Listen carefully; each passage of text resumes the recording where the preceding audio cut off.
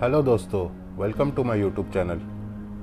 इस वीडियो में हम डिस्कस कीपिंग के बेसिक्स के बारे में बात करेंगे।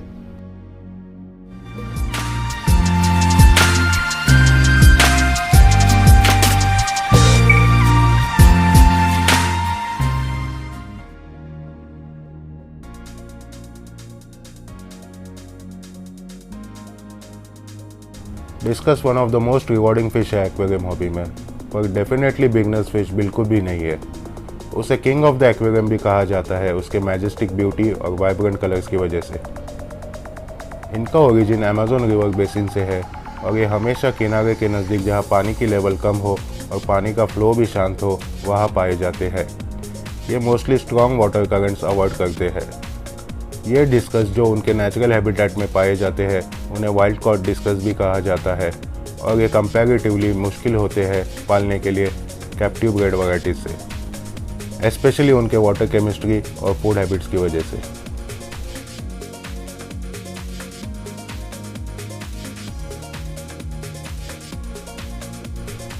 डिस्कस फिश को वार्म, सॉफ्ट और एसिडिक पानी पसंद है।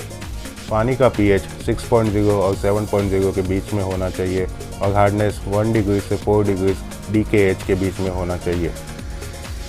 डिस्कस फिश के लिए पानी जनरली एक दिन पहले स्टोर्ड या कम क्लोरीन वाला यूज़ करना चाहिए।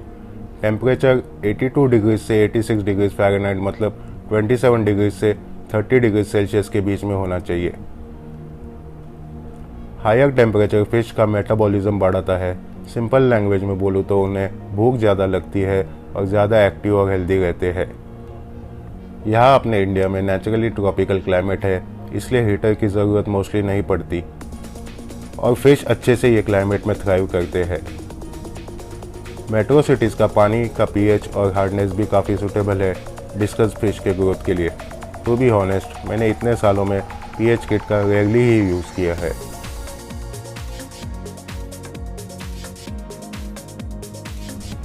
डिस्कस फिश साइज़ में काफ़ी बढ़ते हैं, इसलिए इन्हें एटलीस्ट 75 गैलन्स टैंक चाहिए।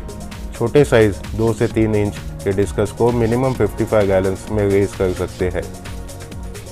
उनके डिश शेप या सर्कुलर बॉडी शेप की वजह से टॉल टैंक्स एटलीस्ट 18 इंच के होने चाहिए। ब्रीडिंग पेयर्स के लिए 18 by 18 by 18 best tank dimensions है। टैंक डेकोर में सिंपल ड्रिप फूड और प्लांट जैसे जावा मॉस, जावा फर्न्स, अमेज़न स्वॉर्ड्स और अनुबियस अच्छे ऑप्शंस है। बॉटम सैंड या ग्रेवल फाइन से लेके मीडियम तक और स्मूथ सरफेस होने चाहिए। डिस्कस प्लांटेड या एक्वास्केप टैंक्स में रख सकते हैं, पर काफ़ी फैक्टर्स कंसीडर करने पड़ते हैं, जैसे कि उनकी tank size, tank mates, aquarium, filtration, food etcetera.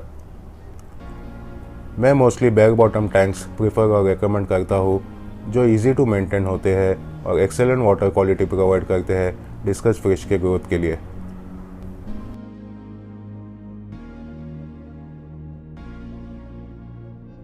Discuss fish cichlid family के मेंबर्स होने के बावजूद काफ़ी काम और पीसफुल फिश है, पर पेयरिंग या स्पॉनिंग के वक्त वो एक दूसरे से काफ़ी एग्रेसिव हो सकते हैं। Mostly discus species only tank ही रखना चाहिए, पर उन्हें कार्डिनल टेट्रास, रमिनोज या एम्परर टेट्रास के साथ भी रख सकते हैं। छोटे टेट्रास जैसे नियॉन टेट्रास को बड़े डिस्कस खा सकते हैं, इसलिए इन्हें अवॉइड करना चाहिए। जर्मन ब्लू रैम्स या रामारोजी, डॉर्फ गुरामी और ब्रिसल नोज प्लेकोस और कॉरिडोरा कैट्स भी अच्छे ऑप्शंस हैं। कई हॉबिस्ट एंजल फिश और क्लाउन लोचेस को भी साथ में रखते हैं, लेकिन एंजल्स एग्रेसिव ईटर होने की वजह से फीडिंग के टाइम डिस्कस को खाना कम मिल सकता है। क्लाउन लोचेस उनके स्लाइम पे फीड कर सकते हैं, इसलिए इन्हें भी अवॉइड करना चाहिए। डिस्कस फिश को आगवाना या स्टिंगरे के साथ भी रखा जा सकता है।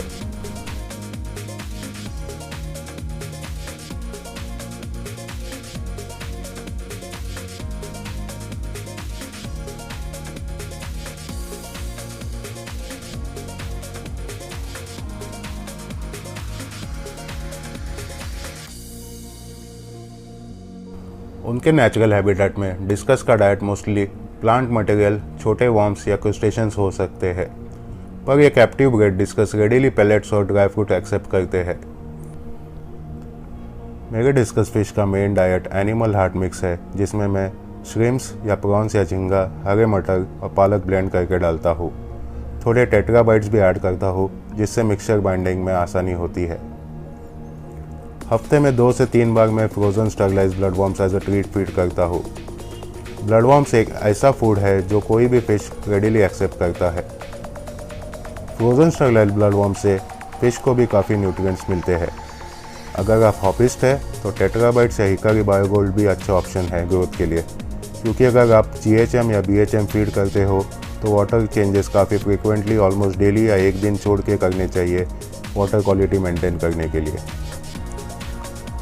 एनिमल हार्ट मिक्स भले ही डिस्कस का नेचुरल डाइट नहीं है, फिर भी कैप्टिव ब्रेड वैराइटीज़ के लिए ये एक रिच सोर्स है प्रोटीन्स का जो हेल्प करता है उनके ओवरऑल ग्रोथ और कलरेशन के लिए। एडल्ट डिस्कस को दिन में 2 बार फीड करना चाहिए और बेबीज़ को मिनिमम 4 बार फीड करें। कोई भी फूड डाले लेकिन इतना ध्यान दे कि वो फूड 5 मिनट में ख़त्म होना चाहिए।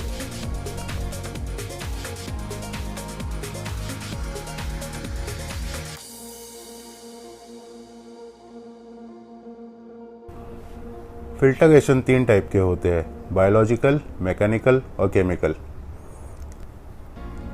बायोलॉजिकल फिल्टरेशन टॉक्सिक अमोनिया को ब्रेक डाउन करके पहले नाइट्रेट्स और फिर नाइट्रेट्स में कन्वर्ट होकर बैक्टीरिया की कॉलोनी तैयार करते हैं। इन बैक्टीरिया को बेनिफिशियल या नाइट्रीफाइंग बैक्टीरिया भी जाना जाता है। मैकेनिकल फिल्टरेशन वो प्रोसेस है जिसमें पानी से सॉलिड वेस्ट मैटर और छोटे पार्टिकल्स रिमूव किए जाते हैं। स्पॉन्ज फिल्टर बायोलॉजिकल और मैकेनिकल फिल्टर का काम करते हैं। आप अपने ज़रूरत और बजट के हिसाब से मार्केट में अवेलेबल कई फिल्टर जैसे hang on back, top filter या कैनिस्टर फिल्टर यूज़ कर सकते हैं। केमिकल फिल्टरेशन पानी में से केमिकल इम्प्योरिटीज़ और डिस्कलरेशन रिमूव करके पानी क्लैरिफाई करता है। इस फिल्टरेशन में मोस्टली कार्बन यूज़ होता है।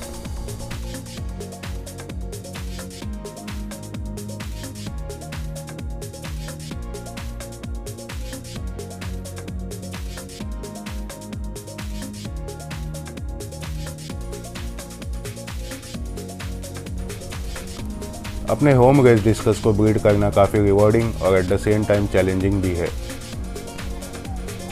डिस्कस एक ऐसी फिश वैरायटी है जो बेबीज़ अपने बॉडी के म्यूकस पे फीड करके बड़े करते हैं।